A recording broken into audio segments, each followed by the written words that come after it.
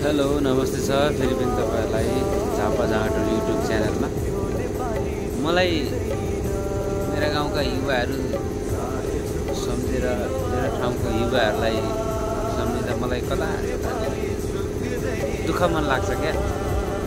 साथीहरू युवाहरू त्यही पुरानो पार्टी, त्यही पुरानो दल, त्यही पुरानो ट्र्याक, त्यही पुरानो लिगमा नि किन उफ्रेको भनेको के।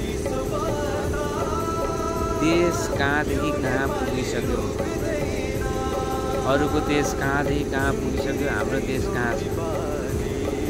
रोजगारी छैन, राम्रो शिक्षा छैन, स्वास्थ्यको व्यवस्था छैन। फेरि त्यही पुरानो पार्टी भनेर उफ्रिएको छ, कराएको छ, झोला बोकेको छ आफ्नो सीमित मोज र पावरको लागि। साथीहरू के भन्ने त अब, मलाई त दुःख लाग्छ यार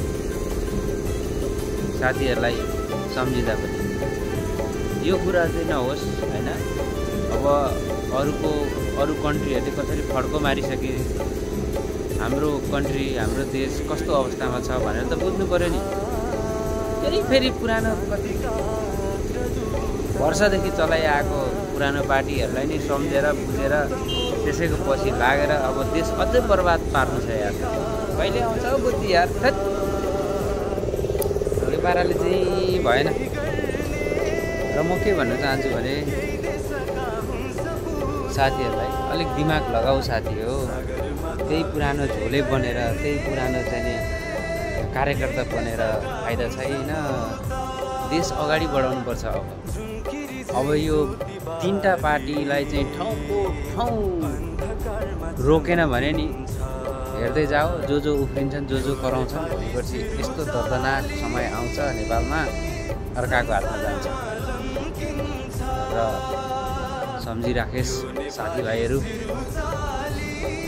र बुझिराखोस्, उफ्रिनु भन्दाखेरि नउफ्रेकै बेस। र हामी केही नयाँ सोच र नयाँ परिवर्तन ल्याउनुपर्छ। र जुन यो पुरानो पार्टीहरूको पछि लागेर नयाँ सोच र नयाँ परिवर्तन ल्याउँछु भनेर सोच्यो भने चाहिँ हुँदैन है। क्लियर कुरा हो। त्यो भएको कारणले तपाईँहरू कहाँबाट हेर्दै हुनुहुन्छ, यदि मेरो सोच विचार मन पर्यो भने झापा झाँटो युट्युब च्यानलबाट लाई पनि लाइक, सब्सक्राइब, कमेन्ट गर्न नबिर्सिनु होला। थ्याङ्क यू बाबु।